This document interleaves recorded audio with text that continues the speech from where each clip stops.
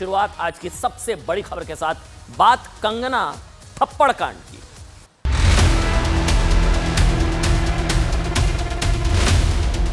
जो महिला थी, जो सुरक्षा कर्मचारी थी सीआईएसएफ साइड से आकर जो है मुझे मेरे फेस पे हिट किया।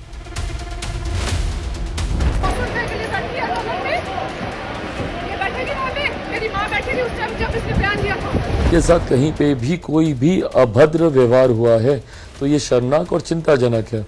मैं मानता हूँ इस पे जल्द उचित कार्रवाई होगी। इस प्रकार की बातें करेगा तो दुर्भाग्यपूर्ण है, उसकी जांच चल रही है। ये बहुत गुस्सा है लोगों में, तकलीफ़ें बहुत बड़ी हैं और तकलीफ़ों से निजात का रास्ता एक ढूंढने का प्रयास किया गया है।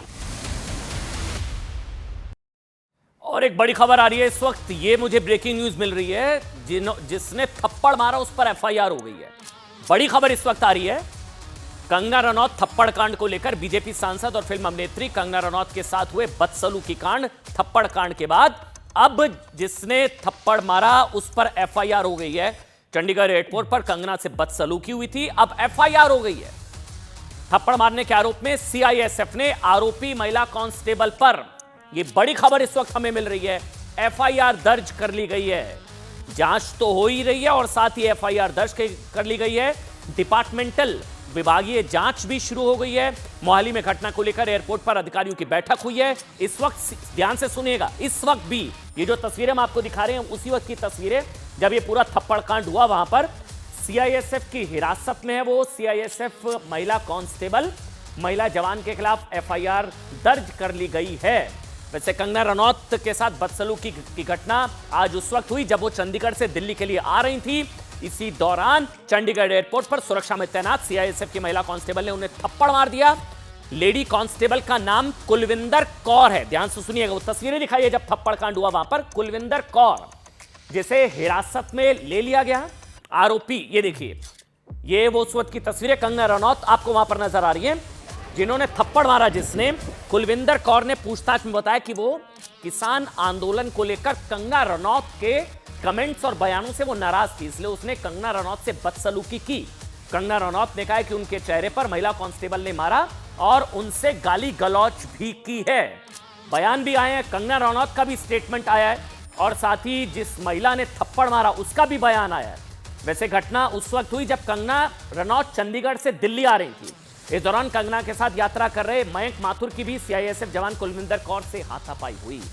कंगना रनौत का बयान एक बार हम आपको सुनाते हैं, जो कंगना रनौत का स्टेटमेंट आया जिसमें वो कहती हुई नजर आ रही है कि हाँ मैं सेफ हूं, मैं बच गई हूं, लेकिन मेरे को मुंह पे मारा गया, मुझे थप्पड़ मारा गया। कंगना रनौत का बयान सुनाइए, कंगना रनौत का बयान।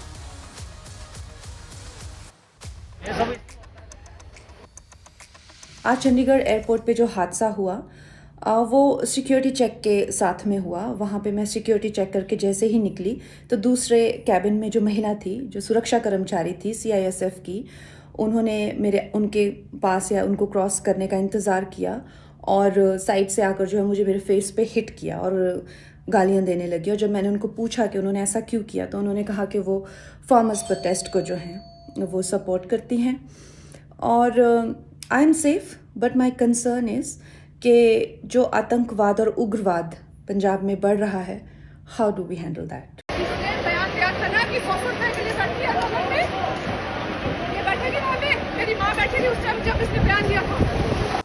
वैसे थप्पड़ कांड के बाद कंगना रनौत से बदसलूकी करने वाली आरोपी महिला कांस्टेबल को हिरासत में ले लिया गया है, उससे पूछताछ की जा रही है। इस घटना को लेकर हरियाणा के मुख्यमंत्री नायब सैनी ने कहा है कि इस घटना की जांच जारी है।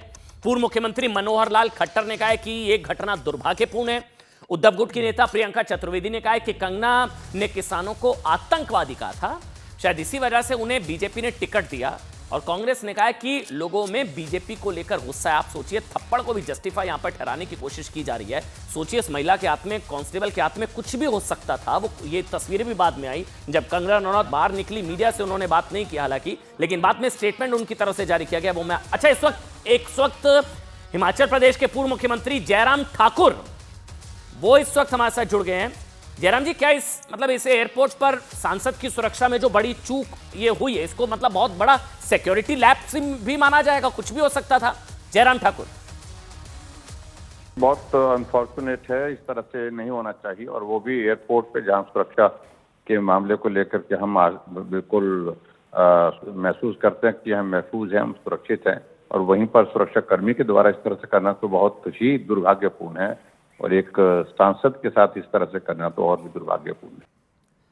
शुक्रिया जयराम ठाकुर जी। लेकिन वो वीडियो एक बार फिर से हम आपको दिखाते हैं कि जिसने थप्पड़ मारा, कहा जा रहा था कि वो कुछ ये फेक न्यूज़ फैलाई जा रही थी कि कंगना ने कोई मोबाइल रखने से मना कर दिया, वो सारी चीज़ें। लेकिन वो महिला जो है, जो जिस सीआईएसएफ महिला की मैं बात कर रहा हूँ, जिस पर एफआईआर हो गई है, वो वीडियो दिखाइए जिसमें वो कहती हुई नजर आ रही है कि कंगना के बयान से वो नाराज थी, इसलिए थप्पड़ मार दिया।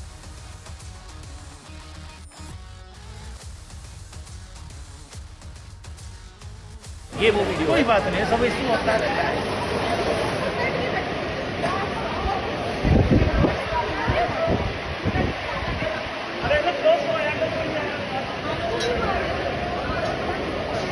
बयान दिया था ना कि 100 रुपए के लिए बैठी है लोगों में, ये बैठेगी वहाँ पे, मेरी माँ बैठेगी उस टाइम जब इसने बयान दिया था। फिर आप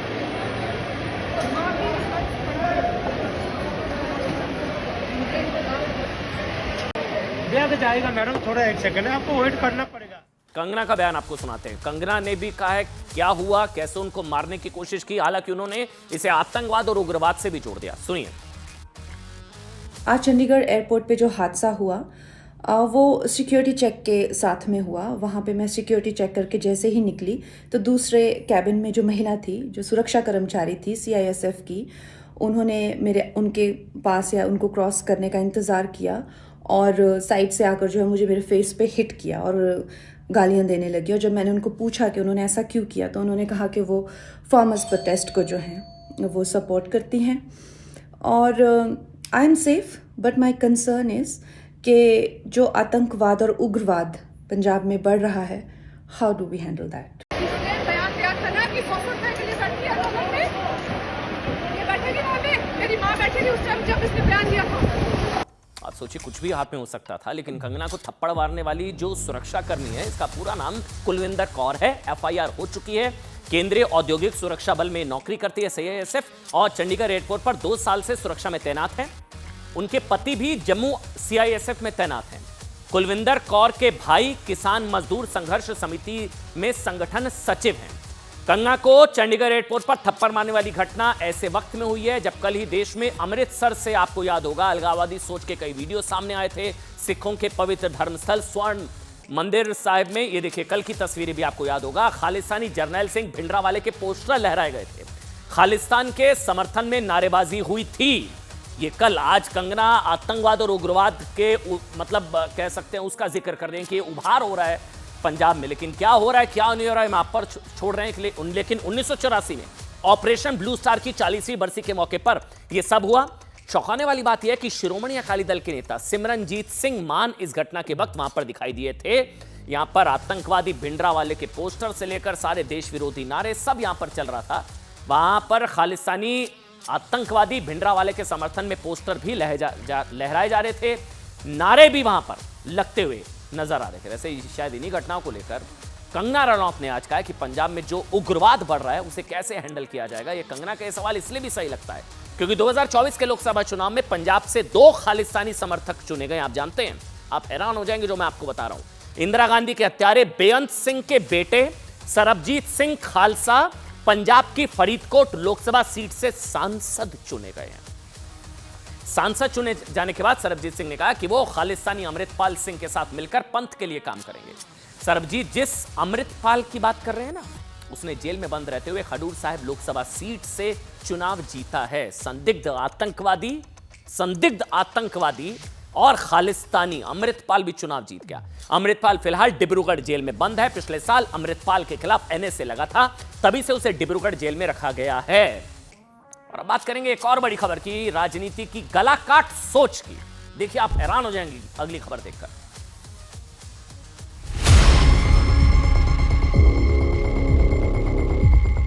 केवल एक सिंबॉलिक वीडियो नहीं है, ये हिंसा भड़काने वाला वीडियो और ये बारबैरिक आईसिस स्टाइल एग्जीक्यूशन करवाने की एक प्रकार से प्रेरणा देने वाला video. Those people who are opposing Annamalai to go any extent any level possible to finish Mr. Annamalai. This is not the way to oppose. If you want to oppose face to face.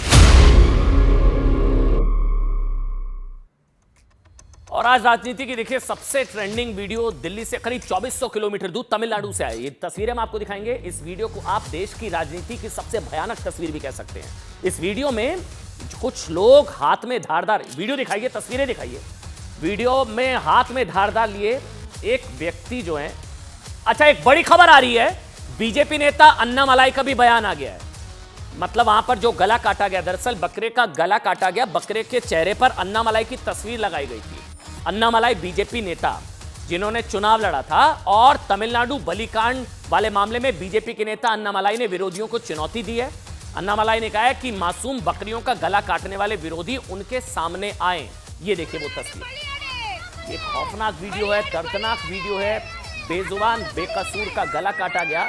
लेकिन ये देखिए, पहले जो गले पर अन्नामलाई की तस्वीर लगाई गई थी, बीजेपी के नेता अन्नामलाई जिन्होंने दक्षिण में भारत, मतलब दक्षिण भारत में कमल खिलाने का काम किया एक तरीके से, वो खुद नहीं जीत पाए, लेकिन यहां पर एक तरीके से गर्दन काटी गई, गला काटा गया, लेकिन सांकेतिक रूप से अन्नामलाई की गर्दन काटने की कोशिश की गई, ये दिखाने की कोशिश की गई। देखिए आप, अन्नामलाई ने कहा है कि मैं यहीं पर हूं। इससे पहले बीजेपी ने इस घटना को बर्बरतापूर्ण और आईएसआईएस की तरह नफरत वाला बताया है। बीजेपी ने कहा है कि जीत का जश्न मनाने के लिए विरोधियों ने बकरे के गले में बीजेपी के नेता अन्नामलाई, ये देखिए आप, बीजेपी के नेता अन्नामलाई की तस्वीर टांगी, उसका गला काटा। बीजेपी ने कहा कि डीएमके ने पहले भी बकरी पालन को लेकर अन्नामलाई का मजाक उड़ाया था, यह हिंसा भड़काने की कोशिश है। बड़ी खबर यह भी है कि बीजेपी ने यह भी कहा है कि विरोधियों ने जिस तरह अन्नामलाई की तस्वीर लगाकर बकरी का गला काटा है ना, उसी तरह अगर सनातन विरोधी पार्टियां सत्ता में आई तो हिंदुओं का गला काटा जाएगा। सवाल तमिलनाडु सरकार पर है, क्योंकि घटना 4 जून की बताई जा रही है। 4 जून की, जब तमिलनाडु बीजेपी के अध्यक्ष अन्नामलाई कोयंबटूर से चुनाव हार गए, उसी के बाद जीत के जश्न में अन्नामलाई की तस्वीर बकरे के गले में टांग कर वहां पर गला काटा गया। उनकी एक तस्वीर बकरे के गले में डालकर बकरी का गला काटा गया। जिन लोगों ने बीजेपी को एक गला काट मैसेज देने की कोशिश की गई है, उनके चेहरे आराम से इस वीडियो में पहचाने जा सकते हैं। सवाल यह कि तमिलनाडु पुलिस ने क्या ये क्रूरता करने वाले लोगों के खिलाफ कोई कार्रवाई की या नहीं की, क्योंकि इस भयावह घटना को 48 घंटे हो चुके हैं। बीजेपी का भी रिएक्शन आया है, शहजाद पूनावाला की तरफ से भी इस पूरे मामले को लेकर रिएक्ट किया गया है। लेकिन सवाल यह कि बीजेपी और अन्नामलाई को विरोधियों ने यह गला काट मैसेज इस बात से चिढ़कर दिया। ध्यान से सुनिएगा जो बता रहा हूं।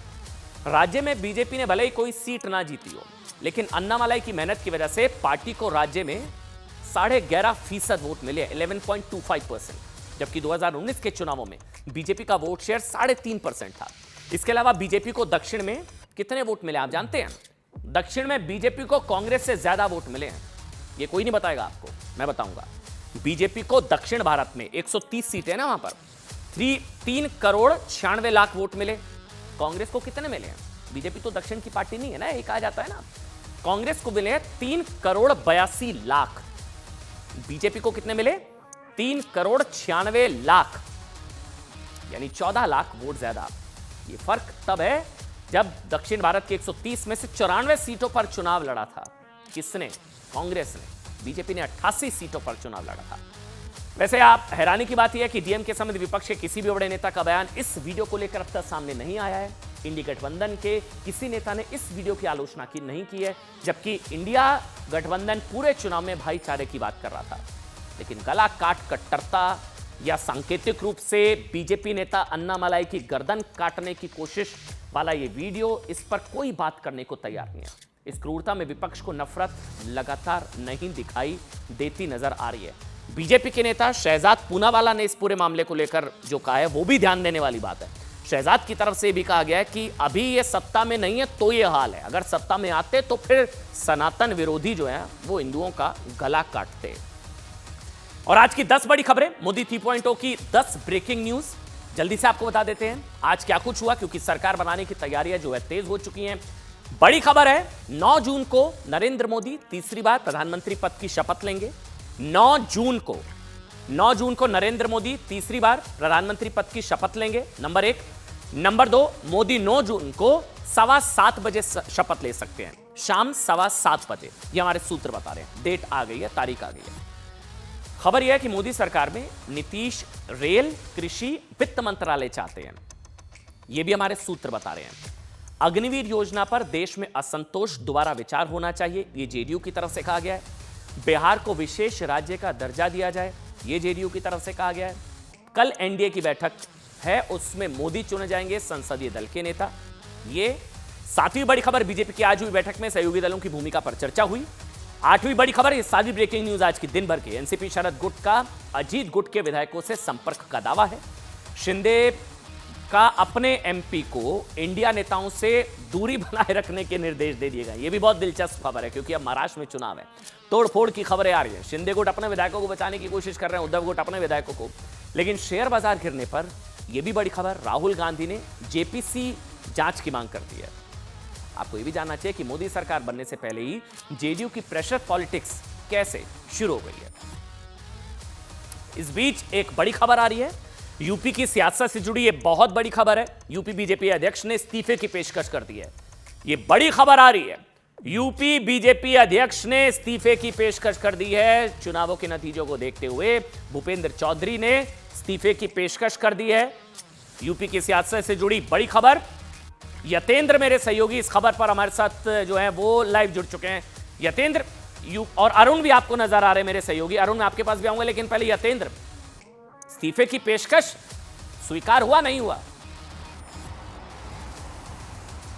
बिल्कुल अमन, जिस तरह से उत्तर प्रदेश के जो नतीजे आए लोकसभा में वो बड़े चौंकाने वाले थे और बीजेपी के लिए काफ़ी निराशाजनक ये परिणाम माना जा रहा है, क्योंकि हमेशा कहा जाता है कि जो केंद्र की सत्ता का रास्ता जाता है वो उत्तर प्रदेश से जाता है। और उत्तर प्रदेश में इस बार जो आंकड़ा बिगड़ा जो बीजेपी का, उसने भी केंद्र के आंकड़ों को बिगाड़ने का काफ़ी तौर पर काम किया, क्योंकि करीबन 25 से 30 सीटें कमाई। और जो साफ तौर पर दिखाई देता है कि किस तरह से सहयोगी दलों की वैशाखियों के सारे, या बीजेपी यानी कि एनडीए के सारे जहाँ अपने बहुमत पर आई, तो इसका एक बड़ा रीजन था कि उत्तर प्रदेश में जो प्रदर्शन होना चाहिए था वो प्रदर्शन नहीं होना चाहिए। और सूत्रों का दावा है कि भूपेंद्र चौधरी जो उत्तर प्रदेश बीजेपी के अध्यक्ष, उन्होंने बीजेपी अध्यक्ष जेपी नड्डा को इस्तीफे की पेशकश कर दिया। हालांकि अभी तक इस्तीफा स्वीकार नहीं हुआ, लेकिन जिस तरह से ये इस्तीफे की पेशकश की गई है वो संकेत है कि उत्तर प्रदेश में जो भी स्टेक होल्डर हैं, या जिस तरह से भी प्रदेश अध्यक्ष आगे आए हैं, तो आने वाले समय में बाकी आगे के दूसरे लोग भी इस्तीफे की पेशकश कर सकते हैं। क्योंकि देवेंद्र फडणवीस ने भी महाराष्ट्र में जो निराशाजनक प्रदर्शन हुआ उस पर अपने इस्तीफे की पेशकश कर दी। यानी कि काफ़ी बड़े ऐसे नेता जिनके प्रदेशों में इस तरह के निराशाजनक प्रदर्शन हुए हैं वो भी इस्तीफे की पेशकश कर सकते हैं। एक बड़ा संकेत है। हालांकि इस्तीफा स्वीकार होगा या नहीं होगा ये भविष्य के अंदर। अरुण, इंडिया कैंप में क्या चल रहा है वो यतेंद्र ने बताया, इंडिया कैंप में क्या चल रहा है वो अरुण बताएंगे। आज दिन भर का अपडेट। लेकिन अरुण, मेरी नजर में सबसे बड़ी खबर तो ये थी कि आम आदमी पार्टी ने बोल दिया हम तो अलग लड़ेंगे। आज आचार संहिता खत्म और गठबंधन भी खत्म हो गया आम आदमी पार्टी और कांग्रेस का। अरुण, देखिए, दिल्ली में जिस तरह का रिजल्ट चाहती थी आम आदमी पार्टी, बावजूद इसके कि जेल से बाहर आए अरविंद केजरीवाल, बावजूद इसके कि उन्होंने बहुत ही ज़्यादा कैंपेनिंग की, लेकिन रिजल्ट नहीं आए और इससे उनको ऐसा लगता है कि कांग्रेस का साथ उनके लिए मुफीद साबित नहीं हुआ। इसलिए अब उन्होंने कह दिया कि भाई गठबंधन यहीं तक था, अब संघर्ष विराम हो गया है दोनों दलों के बीच, ये बात बीती हो गई। अब हम एक बार फिर एक दूसरे के सामने आएंगे, एक बार फिर लड़ेंगे। आगे क्या होगा, बड़े नेता इंटरवीन करेंगे, ये गठबंधन चलेगा कि नहीं चलेगा, ये बड़ी बात है, अलग बात है। लेकिन जो आप पूछ रहे थे कि आज की बड़ी खबर, देखिए संसद का सत्र छोटा सा एक आने वाला है जिसमें शपथ लेंगे जो नवनिर्वाचित सांसद हैं। उसके बाद जुलाई में बड़ा संसद सत्र जो वर्षाकालीन सत्र होता है वो आएगा।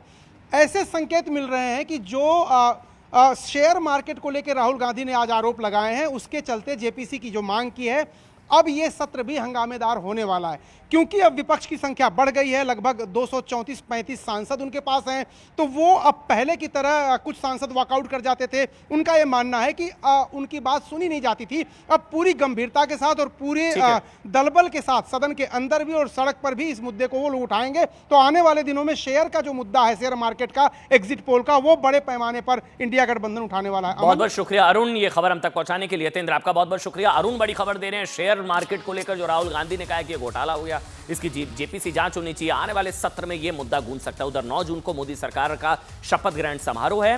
इससे पहले मंत्रालयों को लेकर माथापच्ची जो है वो तेज हो गई। आपको सिलसिलेवार तरीके से समझाते हैं कि एनडीए में आखिर चल क्या रहा है। ध्यान से सुनिएगा। सबसे पहले बात मंत्रियों के बंटवारे को लेकर क्या चल रही है, ये न्यूज 18 एक्सक्लूसिव में हम आपको दिखा रहे हैं। देखिए, अभी तक रही जानकारी के मुताबिक 4 सांसद पर 1 मंत्री का फॉर्मूला अपनाया जा सकता है। 4। अब टीडीपी के कितने हैं? 16 हैं साहब, तो 16 को आप 4 से डिवाइड कर दीजिए तो शायद टीडीपी को 4 मिल सकते हैं। जेडीयू के साथ 12 हैं तो समझ लीजिए 3। अब उधर शिवसेना के 7 हैं, ये शिंदे गुट की बात कर रहा हूं, तो वहां 7 का 2 मान लीजिए, चलिए 8 का 2। और एलजेपी की परफॉर्मेंस बहुत अच्छी रही है, स्ट्राइक रेट 100 है, 100%। वहां 1 या 2 मिल सकता है। हालांकि जो है, अब चिराग पासवान से जब सवाल पूछा गया, उन्होंने बोला कि मैं इतना भी, मतलब मैं कुछ मांगू ये ठीक नहीं होगा। लेकिन फिर से सुनिए, टीडीपी को 4 मंत्री पद मिल सकते हैं, नंबर 1। नंबर 2 जेडीयू को 3, साथ ही शिवसेना को 2 और एलजेपी को 2 मंत्री पद मिल सकते हैं। अब बात एनडीए के 2 सबसे बड़े दल सहयोगी दलों की, टीडीपी और जेडीयू की सबसे बड़ी डिमांड की। चंद्रबाबू नायडू की टीडीपी की सबसे बड़ी इच्छा स्पीकर पद की है, ठीक है। अब मिल क्या सकता है? मांग है स्पीकर की, शायद ही स्पीकर पद मिले। हालांकि इसके बदले में टीडीपी को डिप्टी स्पीकर का पद ऑफर किया जा सकता है। वहीं नीतीश कुमार की जेडीयू का सबसे बड़ा दावा रेल मंत्रालय पर है, उम्मीद कम है, हालांकि मिल भी सकता है। लेकिन जेडीयू को रेल मंत्रालय मिले ऐसी उम्मीद कम है। ऐसे किसी बड़े मंत्रालय में राज्य मंत्री का पद देकर जेडीयू को शायद संभवतः मनाया जा सकता है, लेकिन जेडीयू की महत्ता हर कोई जानता है। बात उन 4 मंत्रालयों की जिस पर बीजेपी किसी भी हालत में समझौता करने को तैयार नहीं होगी। क्या क्या है आप सभी जानते हैं भाई। डिफेंस, रक्षा मंत्रालय, कौन है अभी? राजनाथ सिंह, रक्षा मंत्रालय। वित्त, फाइनेंस, गृह, होम और विदेश मंत्रालय, ये वो 4 मंत्रालय हैं, समझ लीजिए। रक्षा मंत्रालय, वित्त मंत्रालय, गृह मंत्रालय, विदेश मंत्रालय, ये 4 संभवतः जो है भारतीय जनता पार्टी अपने पास रखने की कोशिश करेगी। बीजेपी हर हाल में इन मंत्रालयों को इस बार भी अपने पास रखना चाहेगी। हालांकि सहयोगी दल भी इनमें से किसी एक मंत्रालय की मांग कर सकते हैं। ऐसे में सरकार में शामिल बड़े सहयोगी दलों को इन बड़े मंत्रालयों में राज्य मंत्री का पद मिल सकता है, खासकर वित्त और रक्षा मंत्रालय में। इसके साथ ही वो 2 मंत्रालय जिसमें पिछले 10 सालों में न सिर्फ सबसे अधिक काम हुआ है, बल्कि सरकार के विकास एजेंडे को जिसने सबसे ज्यादा रफ्तार दी है, उनमें 2 मंत्रालयों को भी बीजेपी अपने पास ही रखना चाहेगी। वो मंत्रालय कौन कौन से हैं? रेल मंत्रालय और सड़क परिवहन मंत्रालय, नितिन गडकरी। इन दोनों मंत्रालयों को बहुत से काम इनके पाइपलाइन में हैं और उसमें तेजी लाने की कोशिश इस कार्यकाल में भी जारी रखने की कोशिश होगी। बात यह कि देखिए, आखिर सहयोगी दलों को मिलेगा क्या, या उन्हें कौन सा मंत्रालय मोदी 3.0 में मिलने की उम्मीद है। ऐसे में गठबंधन सरकार में मंत्रालय के पुराने फॉर्मूले को अपनाया जा सकता है, जिसके मुताबिक क्या होगा। देखिए, जेडीयू को पंचायती राज और ग्रामीण विकास जैसे अहम मंत्रालय दिए जा सकते हैं। वहीं सरकार की सबसे बड़ी सहयोगी पार्टी टीडीपी को नागरिक उड्डयन, सिविल एविएशन, स्टील मंत्रालय के साथ आईटी और इलेक्ट्रॉनिक्स मंत्रालय की जिम्मेदारी मिल सकती है। वहीं शिवसेना को भारी उद्योग मंत्रालय और लोक जनशक्ति पार्टी को खाद्य और उपभोक्ता मंत्रालय दिया जा सकता है। देखिए, बार बार कह रहे हैं कि मंत्री पद को लेकर ना, भले ही अलग अलग दलों में अटकलें की खबरें आ रही हैं, लेकिन चिराग पासवान को आज आपको सुनना चाहिए। चिराग पासवान ने ऐसी खबरों से साफ इनकार किया। न्यूज 18 इंडिया से खास बातचीत में चिराग ने कहा कि मेरे लिए मोदी का 3री बार प्रधानमंत्री बनना उत्साह की बात है। जब कठिन समय भी था, विपरीत परिस्थितियां भी थी, तब भी उनसे मेरी कतई कोई शिकायत, कोई दूरी कतई नहीं थी। ये वो संबंध है मेरा मेरे प्रधानमंत्री के प्रति। आज की तारीख में मैं ऑनेस्टली बोलता हूँ, मुझे नहीं पता कितना लोग मानेंगे जब मैं इस बात को बोलता हूँ, मेरे लिए ज़्यादा उत्साह की बात यह है कि मेरे प्रधानमंत्री 3री बार प्रधानमंत्री पद की शपथ ले रहे हैं। मैं बहुत पूजा पाठ करने वाला व्यक्ति हूँ, महादेव में बहुत विश्वास रखता हूँ और महादेव ने बहुत कुछ दिया है। बहुत नाशुक्रा होऊंगा मैं कि इसके बाद भी अब कोई इच्छा रखूं या महत्वाकांक्षाएं रखूं। जैसा मैंने कहा, मेरे लिए बड़ी बात है कि हम लोगों ने अपने लक्ष्य को पूरा किया। प्रधानमंत्री 3री बार प्रधानमंत्री पद की शपथ लेंगे, बड़ी बात है। और एक बड़ी खबर आपको बता दें, तमिलनाडु बलिकांड को लेकर बीजेपी का भी रिएक्शन आ गया है। भारतीय जनता पार्टी के नेता शहजाद पूनावाला ने ट्वीट करा है कि बर्बर कहना कम होगा, आईएसआईएस स्टाइल की नफरत है। क्या कहा शहजाद पूनावाला ने इस बर्बर कांड को लेकर, सुनिए। एक वीडियो जिसमें कि अन्ना मलाई का चित्र एक बकरी पर डाला गया है और सरेआम उस बकरी का गला काटा गया है। ये क्या संदेश देना चाहते हैं अन्ना मलाई और भारतीय जनता पार्टी के विरोधी? और तमिलनाडु की पुलिस से मेरा आग्रह है कि इस प्रकार का कृत्य सरेआम चल रहा है, जिसके वीडियो सामने आए हैं, और आप लोग मौन बैठे हैं। ये केवल एक सिंबॉलिक वीडियो नहीं है, ये हिंसा भड़काने वाला वीडियो है और ये बारबैरिक आईसिस स्टाइल एग्जीक्यूशन करवाने की एक प्रकार से प्रेरणा देने वाला वीडियो है। उधर आपको एक और बड़ी खबर बता दें, कांग्रेस के नेता इमरान मसूद के समर्थकों पर केस दर्ज कर लिया गया है। ये बड़ी खबर आ रही है। दरअसल इमरान मसूद जो जीत कर आए सहारनपुर से, उनके समर्थकों की तरफ से सड़क पर हुड़दंग किया गया था। 6 नामजद और 50 अज्ञात लोगों के खिलाफ एफआईआर दर्ज कर ली गई है। इमरान मसूद के समर्थकों पर उनकी जीत के बाद हुड़दंग मचाने का वीडियो आपको दिखाते हैं, वो तस्वीरें आपको दिखाते हैं। वो वीडियो वायरल हुआ जिसमें ये देखिए आप वो तस्वीरें ये स्क्रीन पर रखिए। देखिए इमरान मसूद के समर्थक जो है वो सड़कों पर हुड़दंग करते नजर आए। जीत का जश्न, इसको लेकर सवाल पूछा गया, भाई ये किस तरह का जश्न। और अब ये खबर आ रही है कि हुड़दंग का वीडियो वायरल होने के बाद कार्रवाई कर ली गई है, केस दर्ज कर लिया गया है। 6 लोगों पर नामजद और 50 अज्ञात लोगों के खिलाफ पुलिस ने केस दर्ज कर लिया है पूरा वीडियो सामने आने के बाद। इसके साथ ही कई मोटरसाइकिल और कई वाहनों को सीज भी कर लिया गया है। इमरान मसूद के समर्थकों का एक वीडियो वायरल हुआ था, मैंने आपको बताया। ये आप तस्वीरें देखिए जिसमें वो बाइक रैली निकाल रहे हैं, हुड़दंग करते हुए नजर आए। पुलिस स्टेशन से हालांकि ये भी बताया गया कि कुछ कदमों की दूरी पर ये देखिए आप इस तरह से हुड़दंग करते हुए नजर आए। जिसके बाद पुलिस ने ये कार्रवाई की है। सहारनपुर में कांग्रेस उम्मीदवार इमरान मसूद की जीत के बाद उनके समर्थकों ने हुड़दंग किया। इमरान मसूद के समर्थकों के ऐसे कई वीडियोस है, ये एक वीडियो हम आपको दिखा रहे हैं। इस तरह के कई वीडियो सोशल मीडिया पर वायरल हुए। पुलिस भी अब इस पूरे मामले को लेकर एक्शन में आई है। सड़कों पर इस तरह से वो हंगामा करते हुए नजर आए। एक बाइक पे 3 से 4 और जो है वहां पर हुड़दंग किया। ये वैसे वीडियो की तारीख आपको वहां लिखी हुई है, देखिए 4 जून का वीडियो है जब नतीजे आए थे और इमरान मसूद सहारनपुर से जीते। उनके समर्थक लोकसभा चुनाव में उनकी जीत का जश्न मनाने सड़कों पर निकले थे। देखिए जश्न में कोई बुराई नहीं है, आपको जश्न मनाइए आप, लेकिन ये किस तरह का जश्न है, इसी को लेकर पुलिस भी एक्शन में आई है। जश्न के नाम पर हुड़दंग मचाया गया। देर रात सड़कों पर नारेबाजी की गई, सड़क जाम कर दी गई, जिसकी वजह से वहां रहने वाले लोगों को काफी परेशानी का सामना करना पड़ा। इमरान मसूद के समर्थक, ये आप तस्वीरों में देख रहे हैं, एक बाइक पर 3-3, 4-4 लोग एक साथ सवार थे। सड़कें जाम कर दी गई, देर रात नारेबाजी की गई, हंगामा किया गया। बीजेपी सवाल पूछ रही है कि ये किस तरह का जश्न है जिसमें आम लोगों को, खासकर उन लोगों को ही परेशान किया गया जिन्होंने अपना वोट इमरान मसूद को दिया और जिताया। आपसे ही मैं सुन रहा हूँ, मुझे तो पता नहीं है, लेकिन मैं तो पुलिस एस्कॉर्ट के अंदर, पुलिस मुझे घर छोड़ गई थी। मैं तो 2 दिन घर से निकल ही नहीं सका। मेरे घर के साथ बाहर इतनी भीड़ थी लोगों का कि मैं घर से बाहर ही नहीं निकल पाया। तो मैं तो कल कब्रिस्तान फातिया पढ़ने गया, इसके अलावा कुछ नहीं। अच्छा, अभी आपको जानकारी नहीं है? मुझे आप ही से पता चल रहा है, मुझे नहीं पता, क्योंकि मैं तो वहाँ से आ गया तब उसके अंदर। अब लोगों को 20 साल के बाद खुशी मिली है और घर पर आ रहे हैं बौखलाहट के अंदर रखा और आप बिला वजह की FIR कराने। कोई मुझे 2 दिन में सहारनपुर में रहा, मुझे कोई शिकायत नहीं मिली। अभी आपसे पता चल रहा है, मुझे जानकारी नहीं। चलिए, इमरान मसूद साहब कह रहे हैं उनको जानकारी नहीं है, लेकिन न्यूज़ 18 ने उनको जानकारी दे दी है कि FIR हो गई है। और अब बात अग्निवीर योजना की। अग्निवीर पर क्या पहला तीर चलने जा रहा है?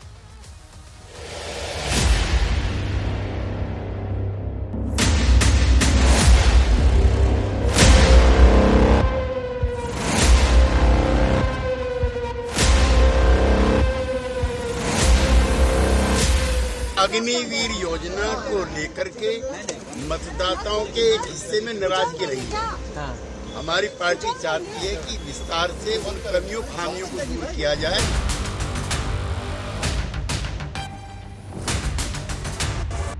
अग्निवीर भी एक वजह रही होगी। ये सब कोई फालतू की बात है।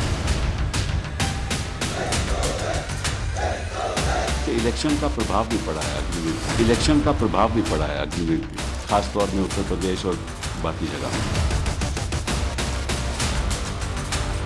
इसमें जो जेडीयू ने कहा है वो ठीक ही कहा है इस बारे में कि अग्निवीर की योजना तुरंत समाप्त होनी चाहिए।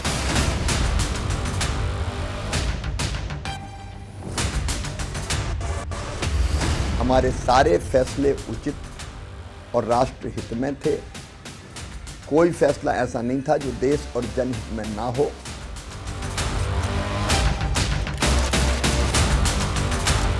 सरकार को स्वीकार करना चाहिए कि उनकी गलती है कि उन्हें अग्निवीर जैसी व्यवस्था नहीं लानी चाहिए। जी हां, बड़ी खबर यह है कि जेडीयू ने अग्निवीर योजना की समीक्षा की मांग कर डाली है।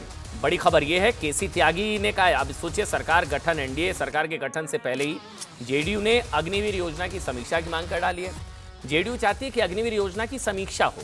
केसी त्यागी ने भी कहा है कि अग्निवीर स्कीम से मतदाताओं में नाराजगी देखने को मिली अग्निवीर योजना को लेकर, इसकी समीक्षा होनी चाहिए। यह बड़ी खबर है। उधर आप जानते हैं 9 जून को प्रधानमंत्री नरेंद्र मोदी शपथ लेंगे, लेकिन उससे पहले एनडीए में प्रेशर पॉलिटिक्स शुरू हो चुकी है। इस प्रेशर पॉलिटिक्स का पहला तीर, कि जेडीयू का जो चुनाव चिन्ह है वो तीर है, तो पहला तीर नीतीश कुमार की ओर से छोड़ा गया है। जिस अग्निवीर योजना पर मोदी सरकार को पूरा विपक्ष मिलकर नहीं झुका पाया था, उसी अग्निवीर योजना को लेकर नीतीश कुमार ने बीजेपी की मुश्किलें बढ़ा दी हैं। नीतीश कुमार की ओर से कहा गया कि सरकार को अग्निवीर योजना की समीक्षा करनी चाहिए, क्योंकि सेना में भर्ती के लिए अग्निवीर योजना का बहुत विरोध हुआ था और चुनाव में भी इसका असर देखने को मिला है। हालांकि जेडीयू ने यह जरूर कहा कि यह सरकार को समर्थन करने की शर्त नहीं है। उन्होंने ये भी कहा कि शर्त नहीं है, लेकिन समीक्षा कम से कम होनी चाहिए। देखिए, हालांकि बीजेपी का भी रिएक्शन आया। बीजेपी ने कहा कि भाई अग्निवीर योजना देश हित को ध्यान में रखकर लाई गई थी और सरकार देश हित में आगे भी ऐसे बड़े और कड़े फैसले लेती रहेगी। यानी बीजेपी ने बता दिया कि अग्निवीर योजना पर नीतीश के दबाव में वो नहीं आएंगे। लेकिन एनडीए के एक और सहयोगी, ध्यान से सुनिएगा, जीतन राम मांझी ने भी अग्निवीर योजना को लेकर नीतीश की मांग का विरोध किया। मांझी ने कहा कि जेडीयू को अगर अग्निवीर स्कीम की समीक्षा की बात करनी ही थी तो एनडीए बैठक में की जानी चाहिए थी। खुलेआम इस तरह की बातें करना गठबंधन धर्म के खिलाफ है। अग्निवीर योजना को लेकर के मतदाताओं के एक हिस्से में नाराजगी रही है। हमारी पार्टी चाहती है कि विस्तार से उन कमियों खामियों को दूर किया जाए, जिसको लेकर के जनता ने सवाल उठाए। हमारे सारे फैसले उचित और राष्ट्र हित में थे। कोई फैसला ऐसा नहीं था जो देश और जनहित में ना हो। वो सारे निर्णय जो सरकार ने किए थे वो राष्ट्र के हित में किए थे, और इसी गति से कड़े और बड़े फैसले लेते हुए ये सरकार आगे बढ़ेगी। ये मामला मीडिया के माध्यम से कहा जाना उचित नहीं है। अभी के संदर्भ में मेरा समझ में है कि अगर कुछ कहना भी है तो बैठक है, 7 तारीख को ही बैठक होने वाली है। वहाँ भी पार्लियामेंट्री बोर्ड की बैठक होगी, वहाँ पर भी सभी एनडीए के नेता लोग बैठे रहेंगे, वहाँ पर बात होगी, या कल ही इसकी चर्चा होनी चाहिए थी। उधर एक और बड़ी खबर आपको बता दें, लोकसभा चुनाव के बाद एनसीपी शरद पवार गुट ने बड़ा दावा कर दिया है। बड़ी खबर है, शरद पवार गुट का कहना भाई साहब कि अजीत पवार गुट के 20 विधायक उनके संपर्क में हैं। ये बहुत बड़ी खबर है। अजीत पवार गुट के 20 विधायक उनके संपर्क में हैं। हालांकि अजीत पवार गुट ने इस तरह की किसी भी बात से साफ इनकार कर दिया है। अजीत पवार गुट का कहना है कि शरद पवार गुट अफवाह फैलाकर राज्य सरकार को अस्थिर करने का प्रयास कर रहा है।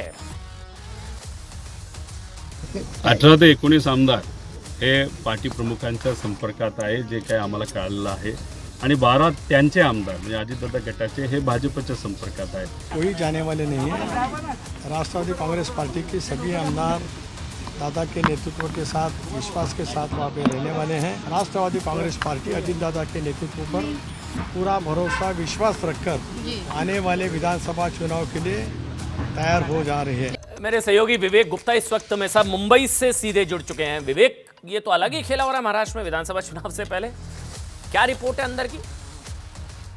बिल्कुल सही कहा अमन। देखिए, अलग खेला होता है। महाराष्ट्र की राजनीति की बात करें तो पिछले 2-3 सालों में बहुत ज़्यादा वॉलेटाइल रही है। किसी को पता नहीं रहता है कि कब क्या हो जाए, कब शिवसेना 2 भागों में 2 शिवसेना बन जाए, कब 2 एनसीपी बन जाए। अब देखिए, जिस तरीके से महाराष्ट्र में नो डाउट एनडीए का जो परफॉर्मेंस है वो काफ़ी खराब रहा। 40 से ज़्यादा उम्मीद की जा रही थी, लेकिन जो सीट है वो 17-18 पे अटक गई। बीजेपी सिंगल डिजिट, जो किसी को अनुमान नहीं लगा सकती थी, बीजेपी सिंगल डिजिट में अटक गई, 9 सीटें लेके आई। शिवसेना गुट जो है, सिंधे गुट कैंप 7 सीट पे आ गया। अजीत पवार गुट पे 4 सीटें दी गई थी, उन पर बस सबसे बड़ी रिस्पॉन्सिबिलिटी थी कि किसी भी तरह से बारामती को जीतना है। बारामती वो हार गए, 4 में से 1 सीट जीती। परफॉर्मेंस नो डाउट बहुत ज्यादा खराब था, उसको लेकर मंथन भी किया गया। अब देखिए, ये थी लोकसभा चुनावों के नतीजे, और ठीक 4 महीने बाद अक्टूबर में विधानसभा चुनाव के नतीजे हैं। अब विधानसभा चुनाव के नतीजे के बाद जो महाविकास आघाड़ी है अमन, जिसमें शरद पवार है, उद्धव ठाकरे और कांग्रेस है, उनकी जो कॉन्फिडेंस लेवल है बहुत ज्यादा हाई हो गया जी। है। अब इतना कॉन्फिडेंस लेवल हाई हो गया कि कैमरे पे आके वो दावा कर रहे हैं शरद पवार गुट के नेता कितने हैं जयंत नंबर दे पाटिल दीजिए और ना। रोहित पवार को अगला छोटे शो मोटे का नेता टाइम नहीं हो रहा है, है। उससे पहले नंबर दे दीजिए ना। अजीत गुट के कितने हैं, कुछ संपर्क में नहीं है, 5 मीटिंग में भी नहीं पहुंचे, ये भी बताया गया। एग्जैक्टली अजीत गुट के पास अभी 40 से ज्यादा विधायक हैं, जिसमें अब शरद पवार गुट क्लेम कर रहा है कि 18 से 19 विधायक जो हैं उनके संपर्क में हैं। और ये जयंत पाटिल बोल रहे हैं, ये स्टेट प्रेसिडेंट एनसीपी के, और रोहित पवार जो परिवार के नेता है वो भी क्लेम कर रहे हैं। अब सबसे बड़ी बात है कि अजीत पवार 5 स्टार होटल में मीटिंग कर रहे हैं। 40 के 40 विधायक आने चाहिए, उनमें से 5 विधायक नहीं आए। हालांकि जो 5 विधायक नहीं आए वो दावा कर रहे हैं कि उनकी तबीयत ठीक नहीं है। चलिए 5 नहीं पहुंचे, 20 का दावा है, होगा क्या, क्योंकि महाराष्ट्र में होने वाले हैं विधानसभा चुनाव।